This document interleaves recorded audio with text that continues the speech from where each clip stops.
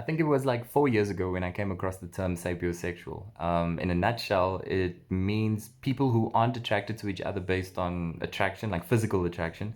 It's people who are attracted to individuals with intellect. So we're not necessarily talking academic intellect. We're talking more like wisdom, views, original ideas, opinions. And the more they listen to this individual, the more they fall for this individual because their mind is so unique and so different, especially in this day and age where there's a replication and a redundancy of the same idea just being thrown out by society, and a lot of people just conform to a very popular idea. So it's rare to find sapiosexuals. It's also common to find a lot of people claiming to be sapiosexuals but aren't really sapiosexuals. A lot more women claim to be sapiosexual, but I sometimes look, I mean, you see it in Instagram bios and Tinder bios, but I sometimes feel like it's more of an ego trip. So they say it to sound clever, but they aren't really like dedicated to being sapiosexual or appreciate when a sapiosexual, comes to them. So the best way to explain it, especially when it comes to me, I have a very unique way of onboarding people that I'm attracted to. One thing I cannot deny is an attractive woman. I mean, it is clear as day. If a girl is attractive or a woman is attractive, she's attractive.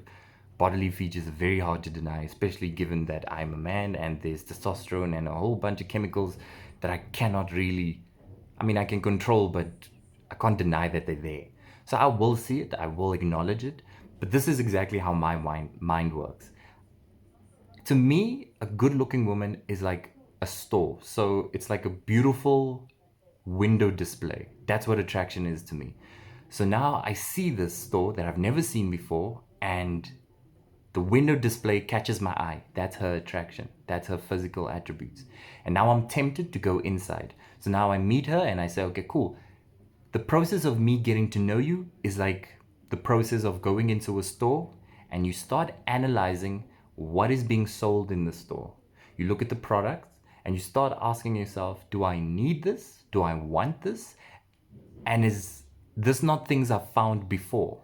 And 9 times out of 10, if you have someone that is purely physical and it's just purely attraction, you're going to find products in that store that's duplicates of things that everyone else sells.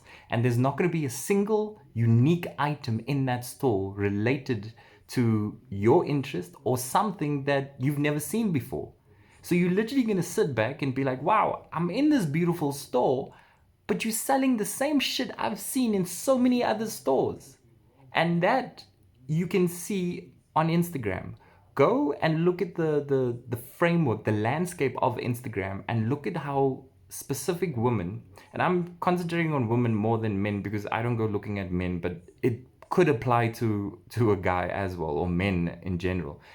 You see girls taking the same poses, wearing the same clothes, having the same captions, literally doing the same thing. And you can draw nearly like a Bible of how they conform to a specific way of distributing their personality on a platform that allows them to literally be anyone they want to be. But they can't because a lot of people aren't really grounded in who they are and they have not understood the idea of being unique. So, because they are so far stretched from themselves, they conform to what society says is acceptable and they just dress the same way, look the same way, do the same things, same interest like all the other girls, and yet women claim to be unique. I'm not like other girls. I am generalizing, but I feel like if you want to see whether I'm talking shit, just go to Instagram and you'll see exactly what I'm talking about. There's a conformist like pattern on the like everywhere in the globe. Everybody's conforming. Most people are conforming to the same thing. So now I sit there and I'm disappointed because I realize, okay, this store has nothing new. It's beautiful, the display is beautiful, but there's nothing new for me here. And as quick as I was drawn into the store, the lack of uniqueness, the lack of intellect, the lack of originality, the lack of wisdom, the lack of life experience is going to chase me out there just as quickly. So you appreciate the store, but you're not going to go back. and there's no need to go back. And what you start realizing is that I'm not saying that beauty equals a lack of originality. I'm just saying there's a trend that beautiful shops with beautiful window displays don't equal the expectation of, this taking you on a beautiful kind of journey when it comes to your mental. But I do feel that there are rare opportunities where you come across a small little store that doesn't have much going on the outside, but you see something that captures your mind, and you see a item that you've never seen before, and you start inquiring about this item, and you're like, where can I get this? And you go there once, you go there twice, and suddenly, after a couple of months, that store becomes your favorite store. And that to me is the definition of a sapiosexual. The purpose and the intent is not to go there because the outside drew you in, it is the inside that caught your attention. It is the product, the thing at the center of the store that drew you in. And you normally find that in markets. A little store or stall, you're walking and you browse and you look at the product and you're like, wow, what's this? Oh shit, this smells amazing. Where did you find this? That's just the way I process it. So I don't know whether there are a lot of original sapiosexuals, and I think if I were to make a comparison, I don't think guys speak about being sapiosexual compared to women as much. I've never necessarily seen or met dudes talking about, I'm a sapiosexual, attracted to women with intellect and women with original ideas. It's very rare to find that. But I am going to say that, I definitely am one of them. And yeah, it's in this day and age, it's rare to find a woman that is able to I know when it comes to pillow talk and original ideas, just go to my YouTube channel, just go check out my IGTV. My way of thinking is literally the epitome of what sapiosexual is. I've been doing this for 2 years. Do you think that the people who claim to be sapiosexual are attracted to me? Nah, you. I don't find it. I haven't had someone that comes up to me and says, "Oh my word, like my ovaries are going nuts because of because of your intellect and your disposition on, relationships and stuff like that." And that's why I feel like it's very easy to say that you're sapiosexual, but I think sapiosexual lies within the work, and again, I feel like physical attraction is still the main component to how people end up hooking up. But the essence of what sapiosexual believes in is the reason why you will break up with a guy that you are, or a woman that you are only attracted to based on her physical display.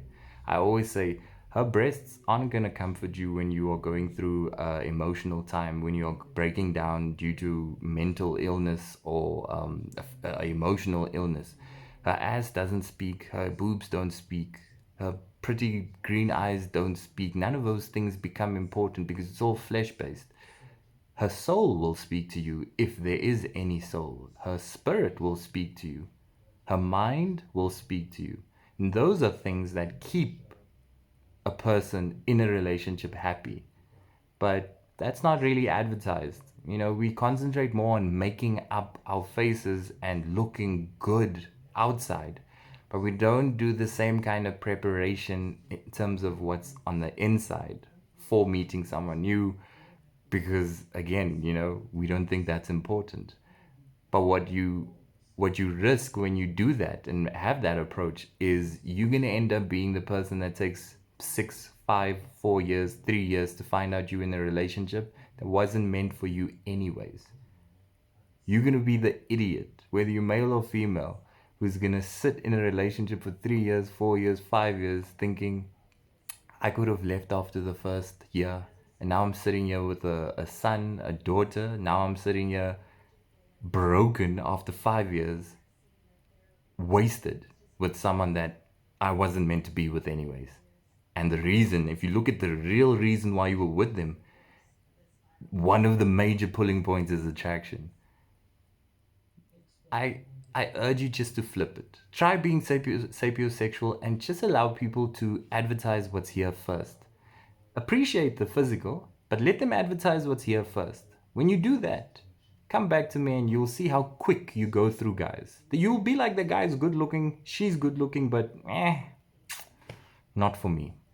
Anyways, you know what to do. If this makes sense, do share it to your IGTV videos, add it to your stories, and if you're watching this on YouTube, make sure you share that to your various platforms and subscribe to the channel. Peace, love, and happiness to all of you.